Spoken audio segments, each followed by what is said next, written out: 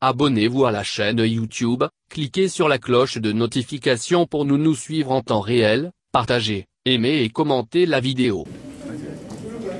Concernant la question, ça nous fait beaucoup de bien d'être ici. Moi, personnellement, ça fait un petit moment que je ne suis pas venu à Dakar. Je suis toujours très heureux de venir ici. Ça me rappelle plein de choses. Moi, la première fois que je suis retourné en Afrique noire, bien que je sois allé au Congo, c'était ici à Dakar. Avec mon ami Barak Adama qui m'a accompagné d'ailleurs pendant ce voyage. Donc on est venu ici à Dakar. Donc moi, ça me rappelle beaucoup de souvenirs. Et je suis très content de jouer demain avec mon frère. Qu'est-ce qu'on prépare? Il faut venir demain. Il faut absolument être là demain parce que pour le coup, ça serait vraiment dommage de rater ce concert parce que c'est vraiment spécial. Même moi, quand on m'a annoncé ça, quand on m'a fait la proposition, j'ai trouvé que c'était vraiment ambitieux, que c'était un challenge. Et franchement, ne pas y être demain, ce serait vraiment rater quelque chose d'énorme. Ça va être exceptionnel. Vraiment. Déjà, merci pour l'accueil. Ensuite, si je devais faire un feat avec un artiste sénégalais, ça serait, je ne sais pas si vous connaissez Clayton Hamilton. C'est pour moi un des artistes les plus talentueux que j'ai rencontré dans ma vie. Il a une voix vraiment exceptionnelle. J'ai déjà fait un son avec lui qui n'est malheureusement pas sorti.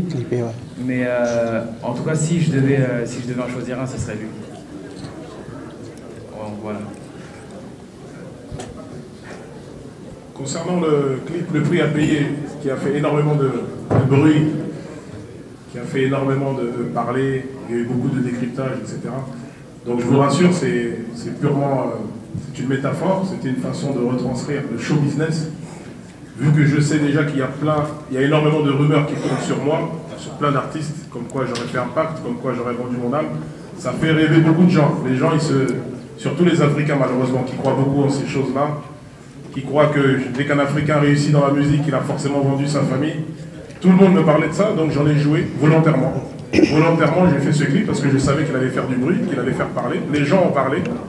Et donc quand j'ai fait ce clip, ce sont que des images. Pour les gens qui savent décrypter les choses, vous comprendrez que c'est que des images, c'est que des métaphores. C'est-à-dire que ça se traduit comme un tableau, comme de l'art abstrait.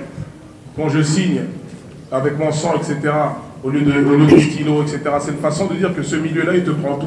Ce milieu-là, au final, il te prend tout, il te prend ton temps, ta famille, tes valeurs, etc. Et c'est comme si on signait avec le diable, au final.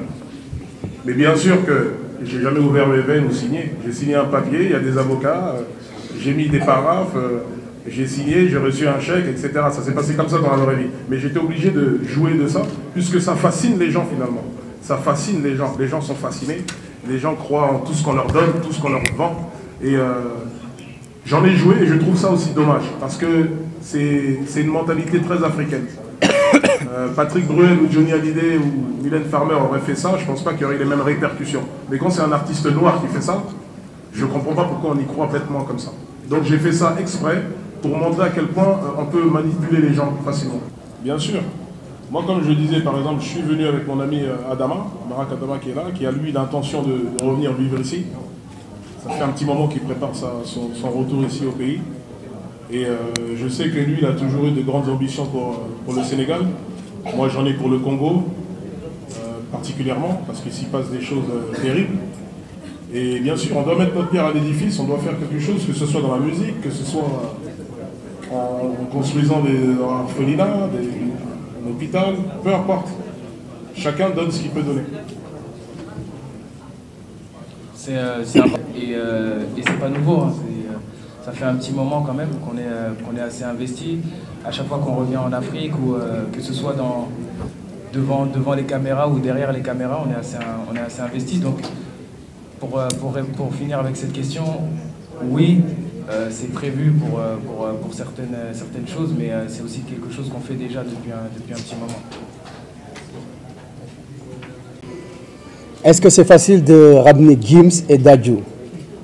Est-ce que ça a été facile? Pourtant, sincèrement, moi, je l'ai fait avec le feeling. Hein. Quand je faisais les deux, je ne pensais pas que ça va être lourd. Je pensais pas que... Pour moi, en fait, je l'ai fait comme un concert normal, comme si j'avais ramené Dadju l'année dernière. ça m'a pas pris la tête. J'ai pas dit, oh, ça va être non, non, non. Pour moi, c'est normal en fait. C'est des artistes hyper connus, hyper respectueux, hyper talentueux.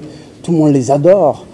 Tu vois, donc je sais que voilà, quand les Sénégalais voient, ils vont dire wow, comment il a fait, quoi, qui est derrière lui, parce que cette question-là, j'ai tellement l'habitude de l'entendre. Mais sincèrement, ça pouvait être beaucoup plus compliqué. Mais je remercie Nas, qui est un ami, maintenant un frère, qui m'a vraiment facilité en fait ce boulot-là. J'ai pas vu la fatigue. Et pour moi, j'ai pas porté en fait ce concert-là comme quelque chose de difficile, quoi. Dadju, l'an dernier, je l'ai ramené et le feeling est passé. C'est vrai qu'on ne se parle pas, on ne se voit pas quasiment, même à Paris. Je suis plus ici à Dakar. Quand je l'ai ramené l'an dernier, j'ai senti, il y avait le feeling, quoi. Et puis, il est talentueux, il est bon, et puis il est généreux. Il m'a touché, il a touché ma femme. Et ça fait que moi, à chaque fois que je fais un artiste, quand le feeling passe, quand ça se passe bien, j'ai envie de répéter, j'ai envie de refaire. C'est pour ça, en fait, mon premier choix était Dadju. J'ai dit non, il me faut quelqu'un d'autre à côté. Je me suis dit, qui je peux faire? Parce que moi, quand je fais des plateaux, j'aime bien qu'il y ait des complicités entre les deux artistes. Je me suis dit, quel est l'artiste que je peux mettre à côté de Dadju? C'est là où il est venu. J'ai dit, mais tiens, il y a son frère qui chante, Gims, pourquoi pas? Ça fait longtemps, il n'est pas venu depuis 2016. Et puis je pense que Gims, Dadju, ça le fait, quoi. J'aurais pas le problème, ouais, c'est moi qui va monter en premier. Non, ouais, moi, si l'autre vient, moi, je viens pas. C'est là où l'idée est venue, en fait. Je les ai mixés. Hein, on peut dire mixés, non? Oui, Gims, je les ai mixés comme des platines et j'ai réussi à le faire. Et ça n'a pas été vraiment compliqué parce que Nas m'a vraiment facilité les choses et je le remercie encore une fois. Pour moi, on est devenus partenaires, en fait. Et je remercie aussi les artistes parce que Gims pouvait dire non, je ne viens pas. Dadju aussi pouvait me compliquer les choses, mais ça a été tellement facile. Je profite de l'occasion pour les remercier. Merci beaucoup les gars. Sincèrement, c'est vraiment une fierté, un plaisir de faire ce plateau. Et puis j'ai vu que vraiment, il y a quand même l'envie. Ils avaient envie de venir et ça n'a pas été compliqué. Voilà. Ta question c'était, j'ai sorti un double album et... variété musique africaine. Ben moi j'ai grandi dedans. On a grandi avec la musique africaine. Le papa était chanteur, son père l'était aussi.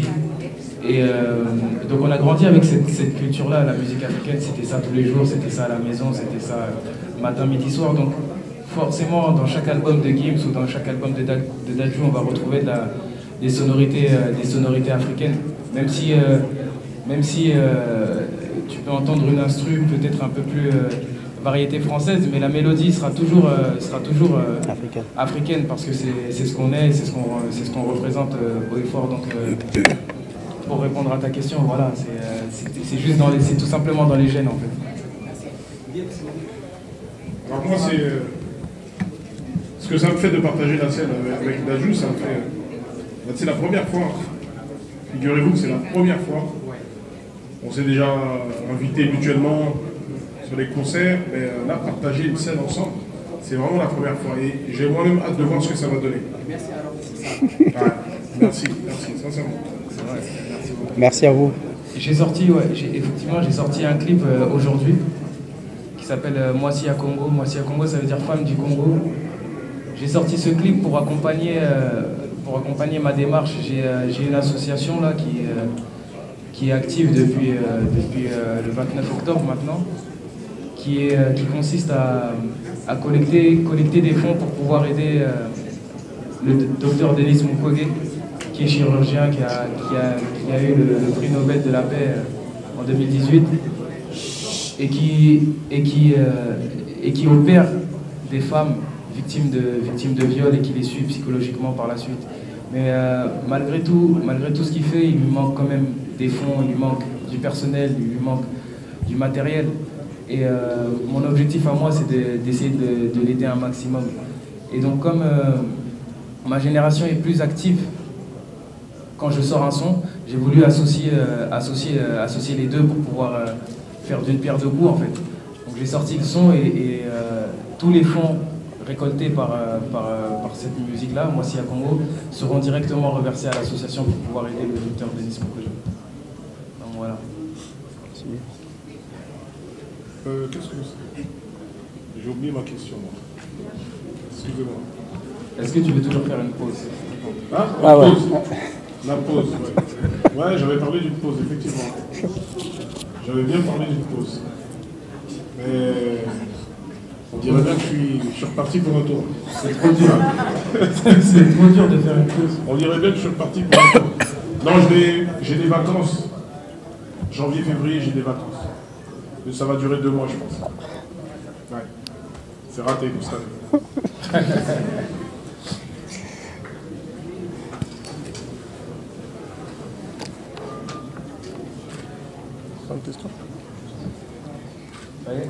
Faites vite, sinon on va arrêter la conférence. Avancé. Figurez-vous que ça a beaucoup avancé et que voilà, que ça a été utile, quoi. Que je regrette pas d'avoir rendu tout ça public parce qu'au final le peuple a parlé et ça a fait avancer des choses qui traînaient depuis très très longtemps. Figurez-vous que c'est en bonne voie, ça avance bien et le projet devrait voir le jour normalement. Ça a super bien avancé.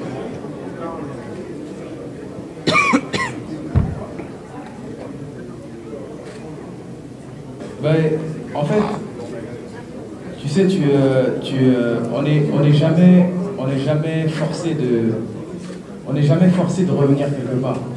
Un artiste, il gagne ses livres, il fait ce qu'il veut. Aujourd'hui, avec Gims, par exemple, on a la chance d'avoir des propositions, de pouvoir aller un peu partout. Mais quand tu reviens, par exemple, on va prendre l'exemple du Sénégal, quand tu reviens au Sénégal, c'est parce que on est déjà venu ici, on a été accueillis parfaitement, le show s'est super bien déroulé, on a vraiment eu un bon feeling avec le public, avec le peuple. C'est ce qui nous donne cette envie de revenir en fait. Parce qu'on pourrait... Merci. Il n'y a vraiment aucune obligation. À chaque fois qu'un artiste, que ce soit nous ou un autre, à chaque fois qu'un artiste revient, je pense, c'est parce que il a vraiment été touché par le pays et qu'il a tout simplement envie de revivre une nouvelle fois cette aventure.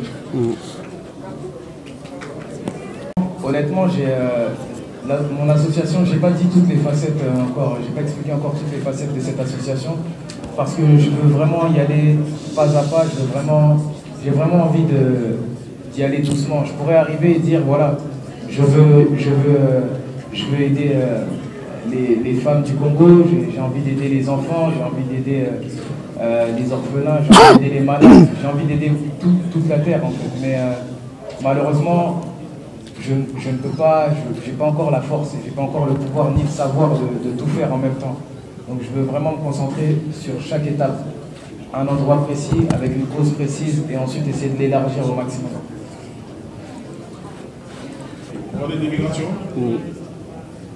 Ouais, c'est vrai que c'est un phénomène, enfin un phénomène, c'est pas un phénomène parce que c'est quelque chose qui se produit depuis très longtemps, c'est que maintenant c'est très médiatique.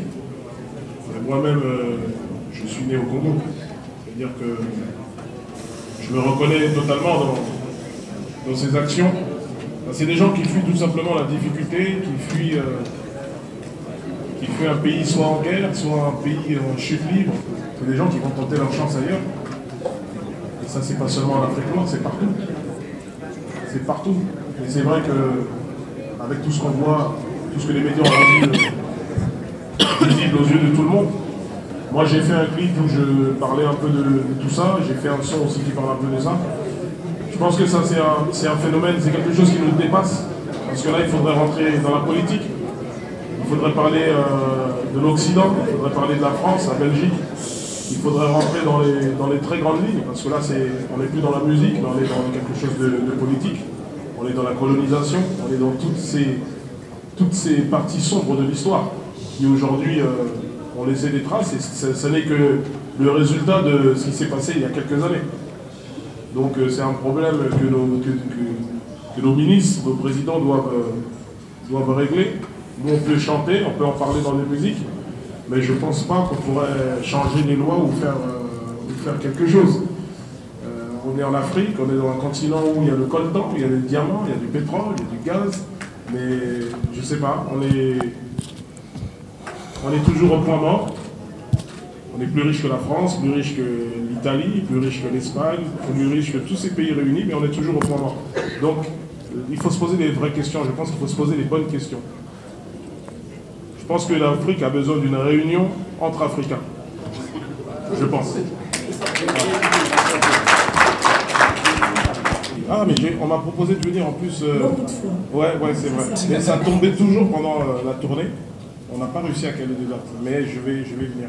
Ouais, je vais venir. Vous promettez? Promis, je vais venir à Djibouti. Ok.